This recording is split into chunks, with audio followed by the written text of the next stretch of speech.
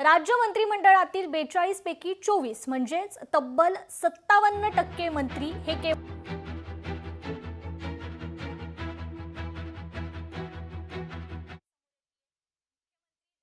फडणवीस यांच्या नागपूर जिल्ह्यात 2 कॅबिनेट तर 1 राज्यमंत्री, उपमुख्यमंत्री एकनाथ शिंदे यांच्या ठाणे जिल्ह्यातून त्यांच्यासह 3 कॅबिनेट मंत्री, तर उपमुख्यमंत्री अजित पवार पुणे जिल्ह्याचे आहेत, तिथे त्यांच्यासह 3 कॅबिनेट आणि 1 राज्यमंत्री आहेत।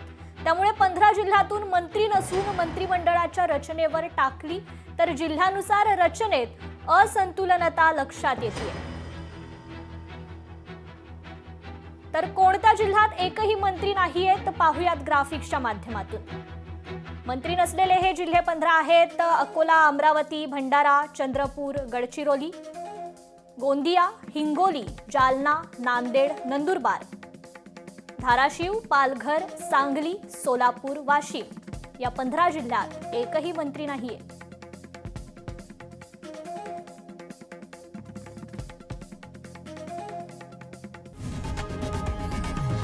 लोकशाही मराठी ऐका, पहा, जागरूक रहा।